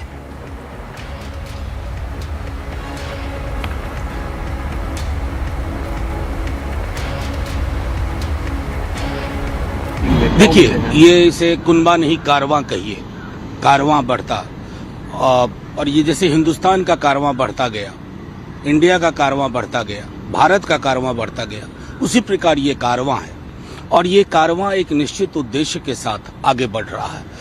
मैं समझता हूँ मुंबई की meeting के बाद जो लगातार मैं कह रहा हूँ, कोई हमसे रोड मैप के बारे में पूछे, ब्लूप्रिंट के बारे में पूछे, हमारे पास ठोस आधार होगा। हम यह कह पाएंगे कि इस देश को हम पुनः पटरी पर ला रहे हैं ताकि रोजगार की बात हो, महंगाई की बात हो, सामाजिक सौहार्द की बात हो, सार्वजनिक संपत्ति के प्रोटेक्शन की बात हो। ये तमाम चीजें हमारे उद्देश्यों में होंगी जिसके लिए हम चर्चा करेंगे। बोलने से हम बचते नहीं हैं, बल्कि बेंगलोर की सभा में मल्लिकार्जुन खड़गे जी ने बहुत साफ साफ शब्दों में कहा कि हम प्रधानमंत्री पद की रेस में नहीं। स्वयं कांग्रेस पार्टी की तरफ से भी राहुल गांधी जी की तरफ से इस प्रकार की बातें आई है, क्योंकि हम इस मुद्दे पर लड़ना नहीं चाहते हैं। हम चाहते हैं कि एक योग्य व्यक्ति प्रधानमंत्री बने, लेकिन वो तब समय आएगा जब हम जीत करके सरकार बनाने की स्थिति में आएंगे। अब जो छोटी छोटी पार्टियां आप जिनको कह रहे हैं, सभी पार्टी के कार्यकर्ताओं का एक स्वाभाविक उनका एक विश्वास होना चाहिए कि मेरे नेता प्रधानमंत्री बने। इसमें कुछ गलत नहीं है, यह स्वाभाविक भी नहीं है और राजनीतिक भी नहीं है, और इस प्रकार की भावना सभी पार्टियों के कार्यकर्ताओं में होना एकदम उचित है, लेकिन इस बारे में फैसला आने वाले दिनों में होगा। All right, let's go across to Priyanka, who's joining us live from the opposition meet venue. Priyanka, to begin with, have you been able to gather information regarding what is the strategy going to be like in the coming days and months? Because till now, the opposition leaders have failed to reach a consensus on who exactly is going to be leading the opposition front. And that really is the question, isn't it, Samiksha, when it comes to this I.N.D.I.A bloc alliance that we speak about, the meetings that are being carried out, the leaders that are coming in to this hotel. We can expect Malikarjun Kharge and several other leaders as well who will be coming here, reaching here, and then of course the hectic parlays that we were expecting will take place, will as well take place. And by the end of today, the only consensus that they will be reaching on is the logo of the the alliance and the anthem of the alliance and the essential idea that the India's map will be inculcated in the logo. Now, this is the only thing that there is a consensus on with respect to this alliance and the various leaders that have gone inside. And when we have asked them the direct questions about Aam Aadmi Party and the Congress Party, where we see that there is a level of friction between the two parties, or for that matter, Nitish Kumar and Mamta Banerjee as well, because we remember we had seen in the run-up to this meeting, there was a lot of confusion, there was a lot of questions raised over Nitish Kumar's alliance as well, about where Nitish Kumar will be. Apart from that, we had seen how there were also public statements between the Aam Aadmi Party and the Congress Party that had transpired, then be it about several of the initiatives of the Delhi government, or then be it about the ordinance issue that the Aam Aadmi Party had put the Congress Party on a spot for, and they had stated that the Congress Party would first have to take a stand on the ordinance issue as well, and then of course the Aam Aadmi Party will come and attend the meeting. And this is, of course, I'm talking about the Bengaluru meeting that had taken place, and now we can expect that these leaders, once again for the third edition of this alliance meet that is being carried out in Mumbai, these leaders will be reaching here. And as you pointed out, that these meetings that are going to be carried out today and tomorrow, we can expect that the major faces, the major names of this alliance that include Nitish Kumar, Arvind Kejriwal, Rahul Gandhi, Mamta Banerjee, Nitish and Lalu Prasad Yadav, all of these names, all of these leaders, we can expect will start coming in by evening today here, and they will be a part of all of these meetings that will discuss about the opposition leadership, about the leader who will be leading this alliance. Because as you pointed out, Samiksha, there is no alliance, there's no consensus on one particular leader who will be leading this alliance as well. In fact, there is a statement that has come to light from almost all of the political parties that have stated that all of them are leaders in this, that we don't need one particular leader, but that of course is also proving to be counterproductive when it comes to the alliance, since there is no consensus as such that the alliance is also being that they're reaching on. So that of course is a part of a major discussion that will be in these parleys that will be carried out, then be it with the opposition leadership of the Aam Aadmi Party and the Congress Party and several other parties as well. All of them will be having their meetings, and by today evening we can expect that the logo that might be coming out, the anthem that might be coming out, but perhaps for that consensus on the leader of this opposition, we will have to wait perhaps by tomorrow evening, because that's when these meetings are going to be ending. Samiksha.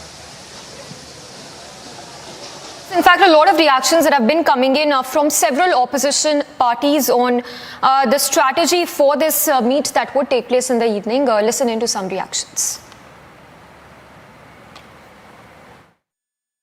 I must make it clear, after Karnataka elections, the opposition parties, the secular democratic parties had a meeting in Patna. In the Patna meeting, all parties have expressed their strong commitment. All parties have declared their common resolve to defeat BJP in order to save the nation, save the constitution, save democracy.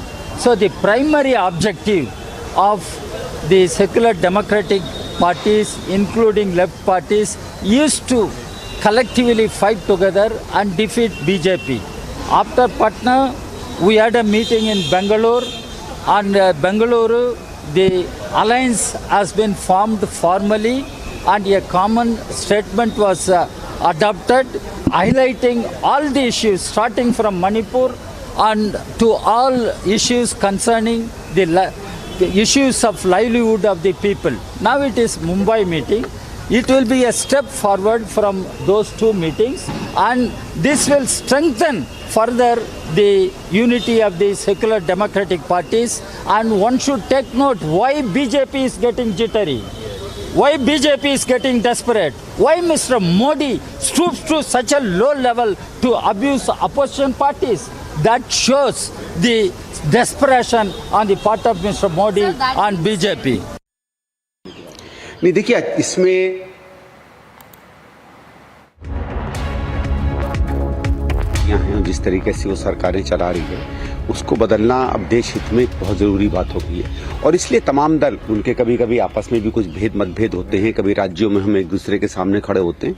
सबने तय किया है कि एक समझ लीजिए एक केंद्रीय नेतृत्व के अंदर जिसमें 3-4 लोग हैं उसके अंदर हम लोग सब इकट्ठा हों। स्वाभाविक है कि कांग्रेस उसमें सबसे प्रमुख दल है और ज़्यादातर राज्यों में कांग्रेस और दलों के बीच में संबंध भी बनेंगे। अब इसमें देखते हैं कि आगे किस तरीके से हम सीटों का बंटवारा करते हैं और किन मुद्दों पर चुनाव लड़ते हैं। अगर इसका कुछ उल्लेख होगा तो ज़्यादा बेहतर तरीके से हम समझ पाएंगे कि आगे 8-9 महीने में हम लोग ज़मीन पर कैसे उतरेंगे। All right, let's go across to Priyanka again. Priyanka, talking about the kind of reactions that have been coming in from the Samajwadi Party, from the Congress and even the JDU and the RJD, who've pitched their respective leaders as a prime ministerial face. Any response that's come in from the horse's mouth themselves on whether they intend to be that face of the opposition front?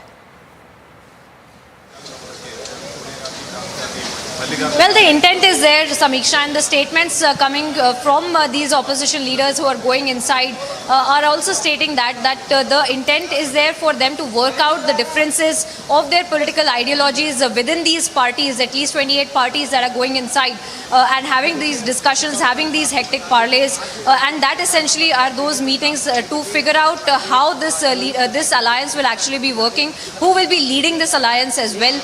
And we have seen some kind of inkling that has been given by certain leaders as well.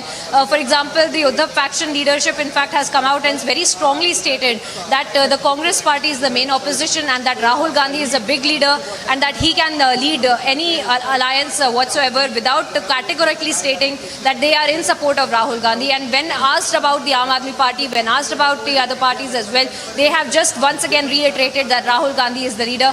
So those are the kind of inklings that we are getting from the statements of the leaders who are going inside. But of course, we will have to wait as far as the official statement that will be made. And as to the process of selecting this leader is also concerned, we will have to see when that will be taken as well, because today, as per the itinerary that has been shared from the alliance itself, is that today by evening is when Arvind Kejriwal is going to be reaching here. By evening is when Rahul Gandhi, Mamata Banerjee and all of these other leaders, the main leaders of this alliance, so to speak, are going to be reaching.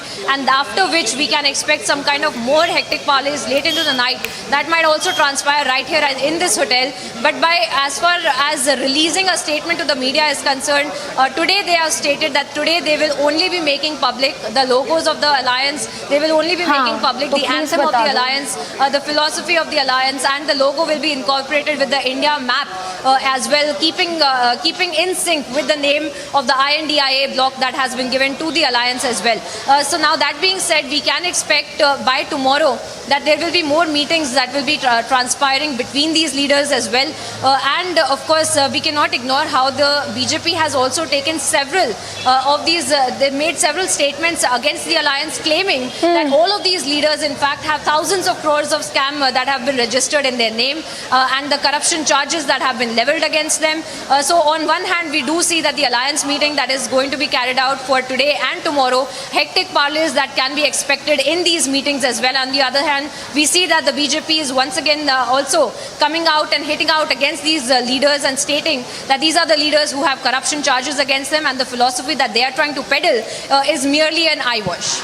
Yes, Priyanka, stay with us. On that note, a reaction that's also coming from Congress leader Sanjay Nirupam, who's echoed the sentiment of the party. Leaders want Rahul Gandhi to be the prime ministerial face, and that the agenda of this meet would be decided and the coordination committee will also be announced this evening.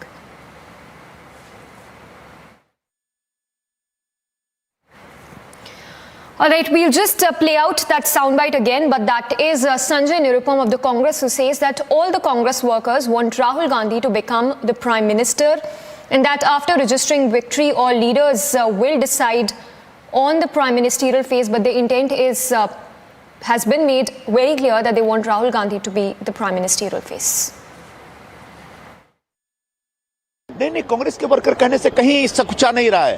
Congress के एक एक worker का ख्वाब है, सपना है। हम सब चाहते हैं कि राहुल गांधी देश के प्रधानमंत्री बने, लेकिन आज इस इंडिया की मीट हो रही है, गठबंधन हो रही है, उसका प्रधानमंत्री पद का उम्मीदवार ये हो, ये हम नहीं कहना चाहते। हम चाहते हैं कि एक बार इंडिया के गठबंधन से जुड़े सभी लोग जीत जाएं, सरकार बनाने की स्थिति में आ जाएं, उसके बाद सभी नेता लोग मिलकर तय करेंगे। लेकिन जहां तक कार्यकर्ताओं की मनोदशा की बात,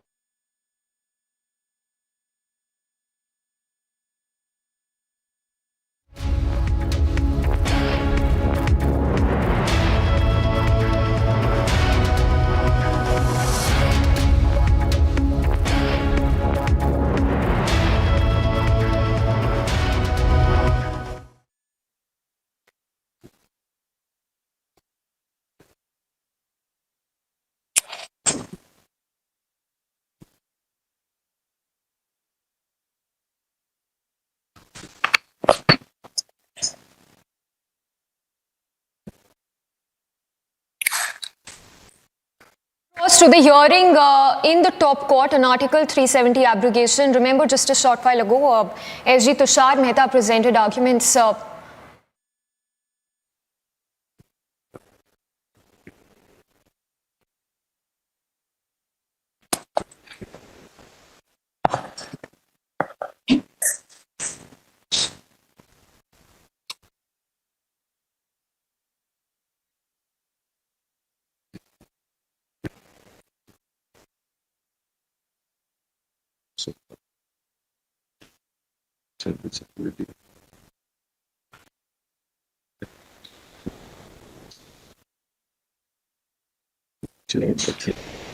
without interrupting my learned friend, I just want to. There's some part which is missing in our. I try to upload it I can share with the lordships. Yes.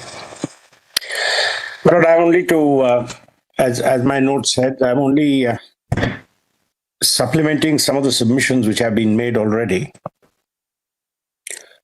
And I've just picked up the issue. One is the construction of the proviso to sub-article 3 of 370. The attorney has addressed your lordship at length. Only a few points to add to what he has said. The width of power under Article 370, because that has been the subject matter of some discussion. The nature of the power exercised by President under various sub-articles of Article 370, there was a suggestion made that this might be executive in nature. The absence of a challenge on administrative law principle of abuse of power.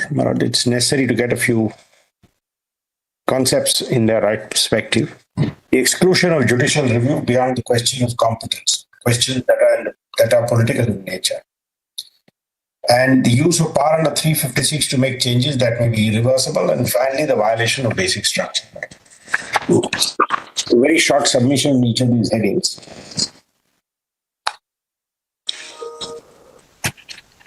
The first point, my lord, relates to the construction of the proviso. Your lordship, I've heard detailed submissions by the solicitor and by the attorney. And my lord, I just want to put it in a frame. So normally, these are the three aspects which one would look at: the textual, the contextual, and the historical.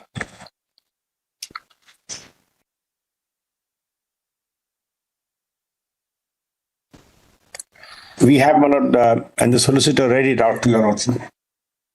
The author of the provision and the list of dates given by the solicitor sets out in detail the confabulations, including differences of opinion on whether there should at all be a special treatment of Kashmir. Then, my lord, Gopal Swami Iyengar's draft, its brief discussion, and its adoption by the Constituent Assembly. And one thing was clear: this was an element accommodating certain compromises, political compromises within the constitutional framework. Your lordship has read all of that. I'm not going to repeat reading any of that. But that has been sufficiently put across. And it now stands as it does, and its words have to be given their plain meaning. So, the first thing your lordship would do in my respectful submission is the textual bit. Now, in the textual bit,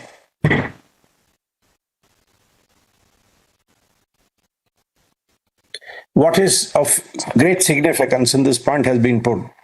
If the idea was that the president could act only to give effect to a recommendation of the Constituent Assembly, then that would have been made the precondition for exercise of power.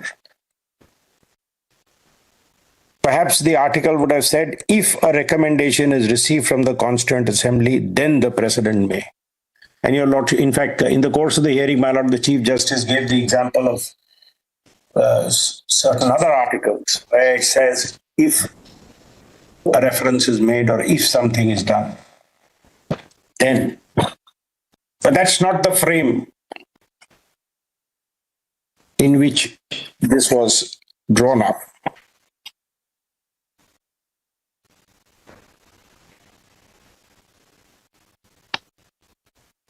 One of the articles, my lord, of that kind is 249. So very well familiar with that.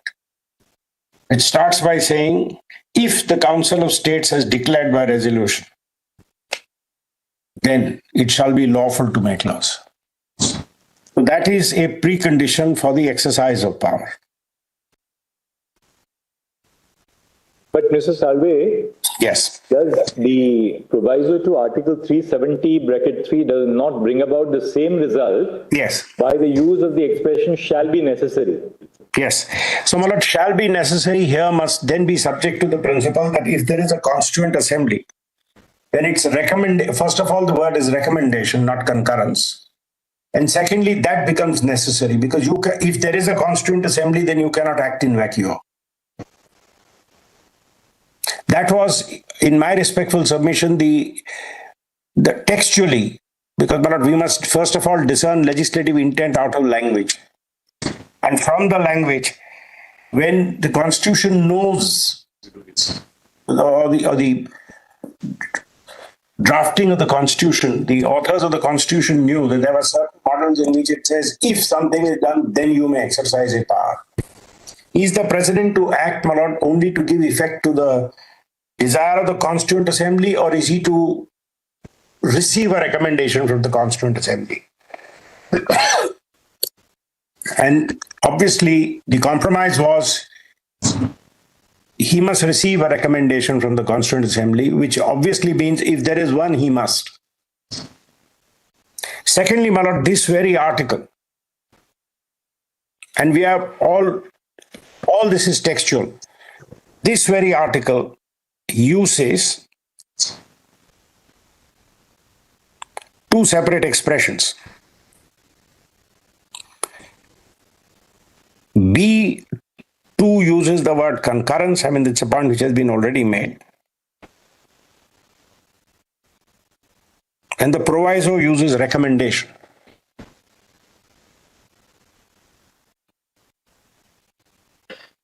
Now, if, my lord, one had put concurrence here, the argument would still remain, but it would have been a much stronger place for the Constituent Assembly. So while, my lord, distribution of the fields of legislation in subarticle B of, in clause B of subarticle 1, was put as concurrence of the government of the state.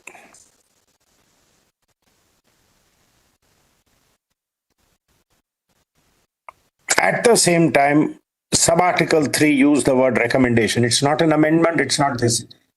So, my lord, one must assume, and this was a article which had internal dissensions and differences, and it was very carefully crafted between the within the committee and within the assembly. There were differing points of view. So, my lord, we must give meaning to every word of this article. So the difference between concurrence and recommendation and its framing as a proviso.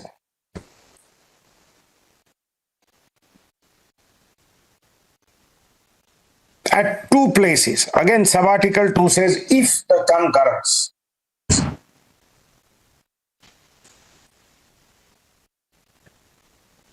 So, my lord, this is a very conscious departure from the concurrence, recommendation, consultation, recommendation, concurrence. One would perhaps say the difference is, if you fail to consult, it is not fatal. If you fail to obtain a recommendation, if a recommendation is necessary, it is of more serious consequence. Would it be fatal? I don't know. Concurrence, obviously, because concurrence, then your power gets hedged in.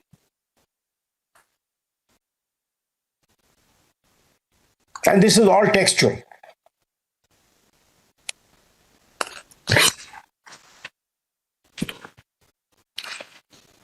So, Mr. Sarve, there is one countervailing consideration possibly may have to bear in mind. That where a change in the distribution of legislative power was envisaged.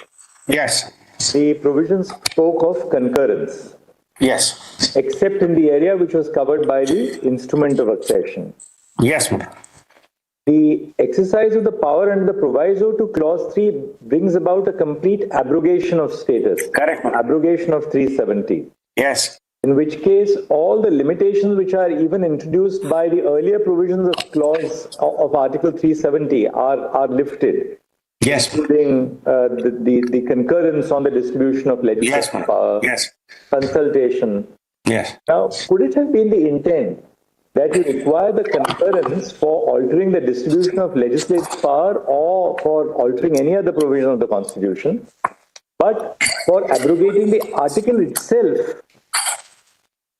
nothing more than a mere recommendation is required?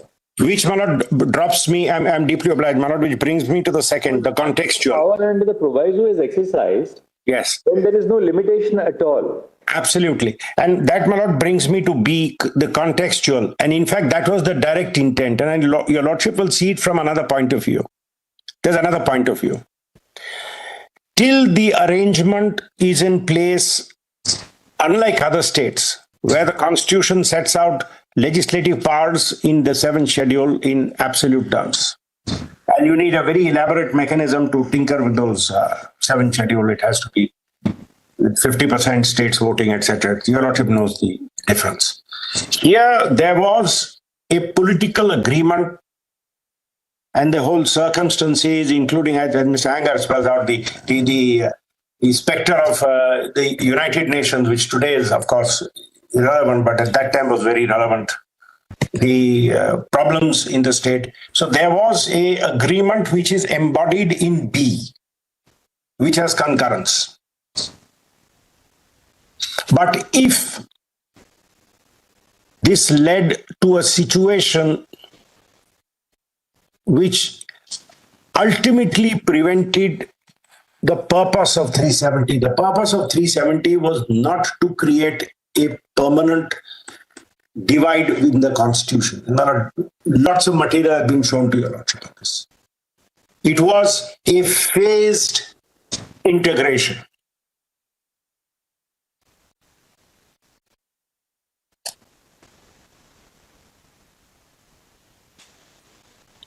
I'm going to deal, Dr. Dhawan has raised a very interesting point of asymmetric federalism, whether that became part of the basic structure. I'm going to deal it separately. But the historical material available to a court, we have, unlike certain other courts, we have always looked at historical material, especially for articles like this.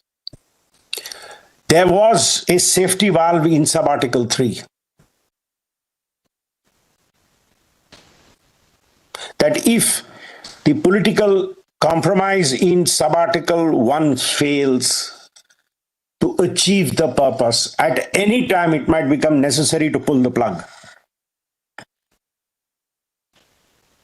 And sub-article 3 is that plug.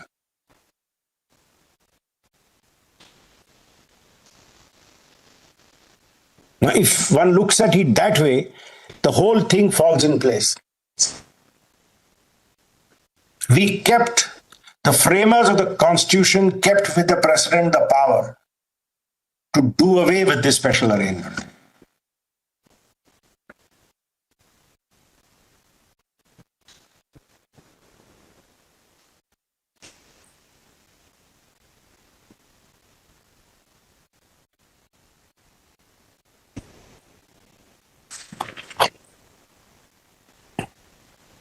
Yes.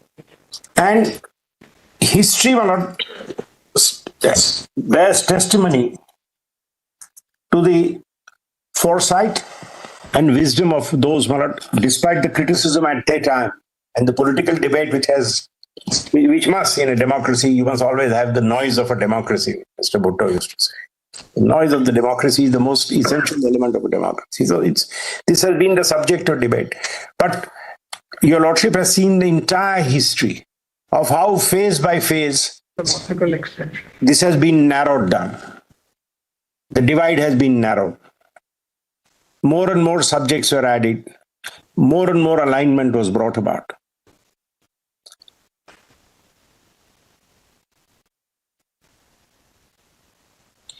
Because the historical perspective of 370 is very important.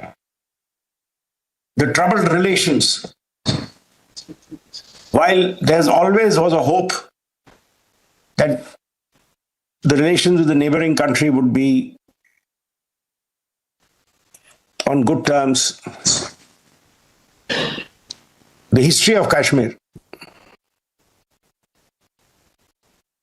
did give rise to apprehensions. And the Lordship has seen all the material. So, border state, with all its sensitivities, is what compelled finally the Constituent Assembly to agree to the special arrangement. But with their wisdom, they said, while you phase 18, you have the power to pull the plug.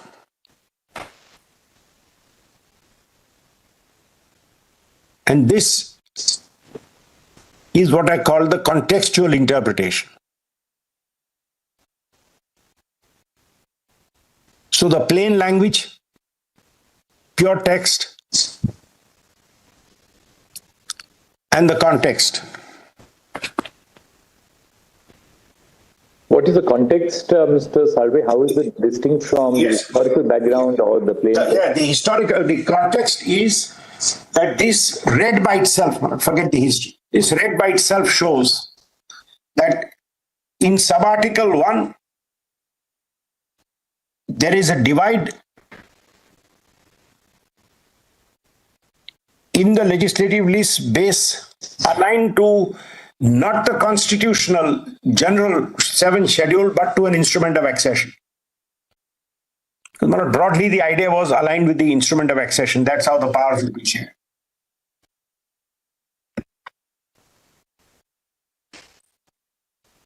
And a partial application of the Constitution of India, not in its entirety, but such other provisions. That's the D. That's the context.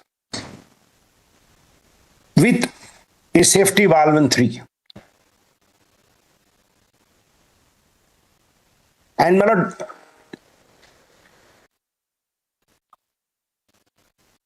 the history of this provision also tells us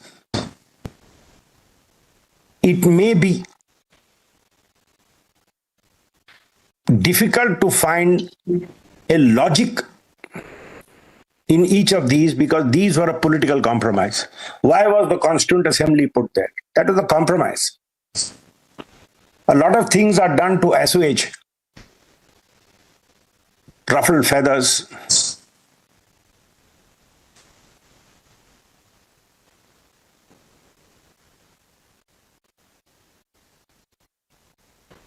There were 2 approaches. One was the jackboot, saying doesn't matter, things will settle down, don't agree to anything special for Kashmir. The other was the other extreme, saying if the legitimacy of the accession is being questioned and there is a popular uprising, accommodate that. This was the compromise.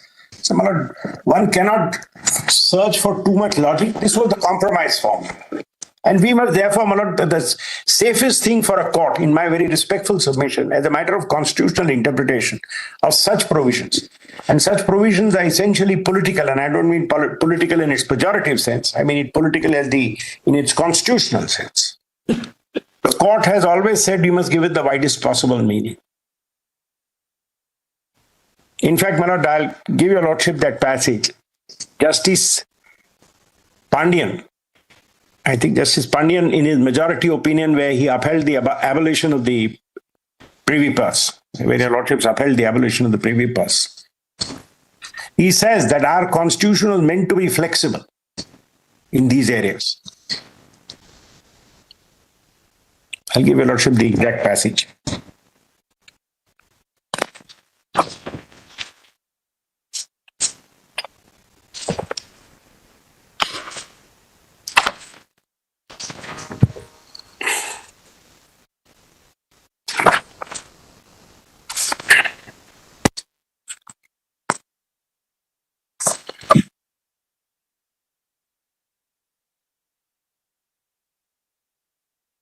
The fact that the ground realities would change in Jammu and Kashmir and 370 would accommodate was not first recognized by your lordship in the Makbul Damnu case, which has been cited. The challenge brought where Mr. Garg argued that without the Sadr Riyasat, you could not have the preventive detention law. And your lordship said state means state as exists from time to time. That is, my lord, already there. I'll give your lordship the passage. 72-1 Supreme Court cases, 536. You have given us para 28. It's there, my lord. It's volume 1 CLC and PDF. Para 28 there. Para 28. So, this was already one example of how this evolved. And that, my lord, backs in with a principle of construction. Your lord, the attorney just cited the presidential reference case, which says, well, if there is a requirement, then if there is a constituent assembly, you must get the recommendation. But if there is no constituent assembly, are you denuded of the power? And the presidential reference, my lord, the attorney just gave your lordships a moment ago.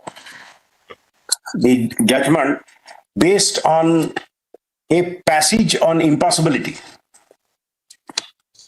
And your lordship cited with approval craze on legislation, the 6th edition, in the presidential reference. The attorney just gave it now. The attorney just cited it. I have, my lord, for your lordship's assistance, given the 9th edition of craze. I believe it's attached to my submissions.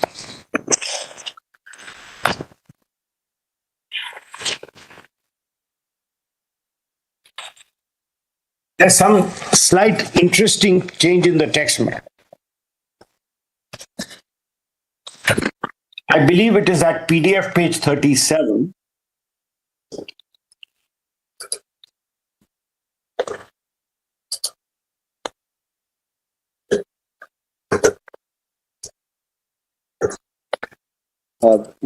Mr. Salve, which is your compilation of it? Well, it's. I believe it has been given along with my note.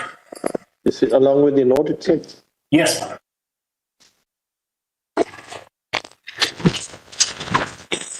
This is not from the 9th edition of Craze. It's called Disregarding the Impossible.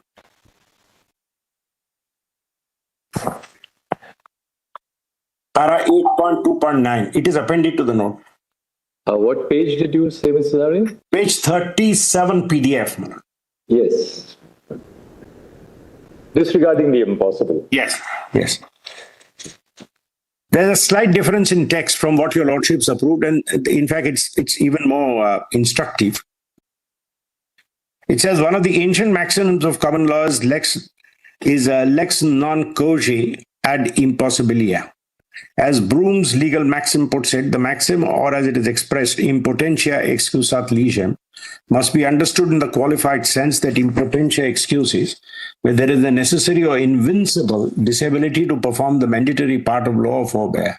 It is akin to the maxim of the Roman law, nemo tenetur ad impossibilia, which, derived from common sense and natural equity, has been adopted and applied by the law of England under various and dissimilar circumstances.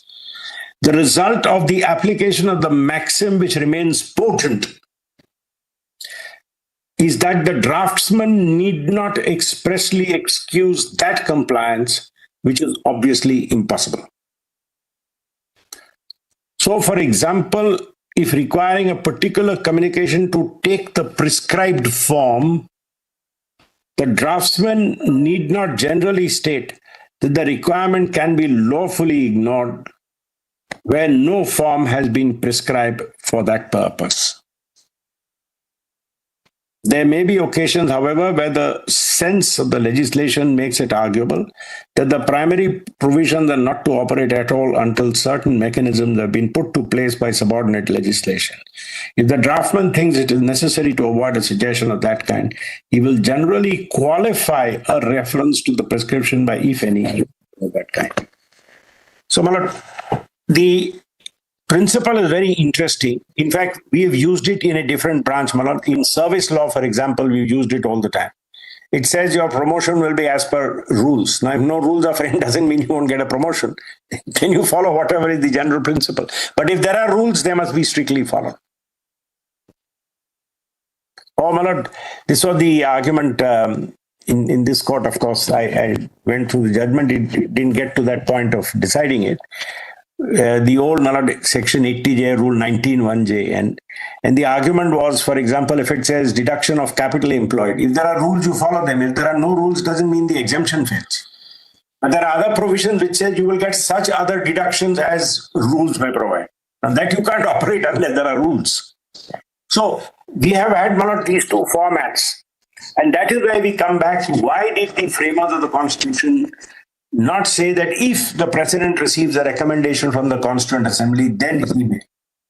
And instead say the president may abrogate this article, provided if he gets a recommendation from the Constituent Assembly. Which there is one, you must get the recommendation, otherwise.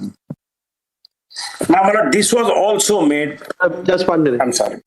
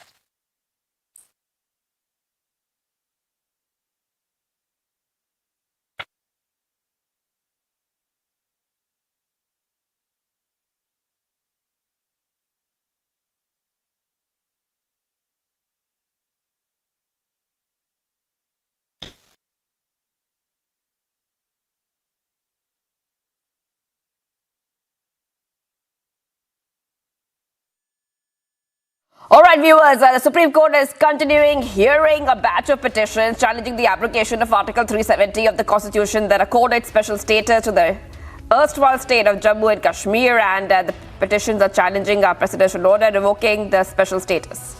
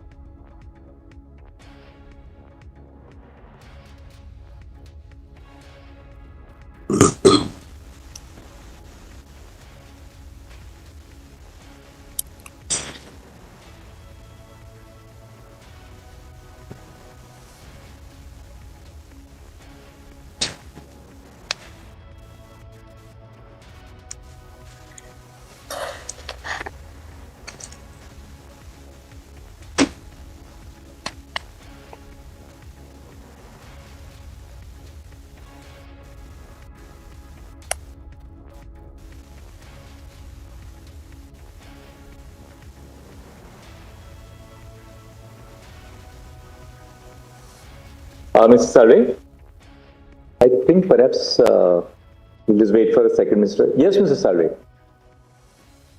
Mr. Salve? Voice is perhaps, for a moment he was... No, my lord. Yes, Mr. Salve. Yes. Can your lordship hear me, my lord? Yes, we can hear you now. Yes. Finally, my lord, look at one important nuance of this article. Yes. In subclause D of clause B, such of the other provisions of this constitution shall apply in relation to that state, subject to such exceptions and modifications as the President may by order specify.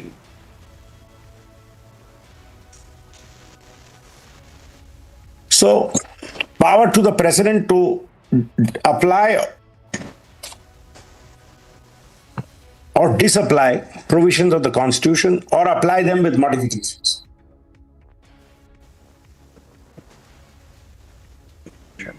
And this does not require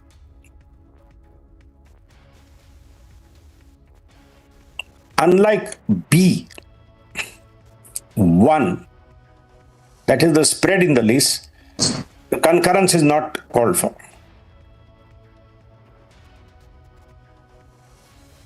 Let's look at it now, Mr. Salve. Let's see that again. I don't. Yes. If your Lordship sees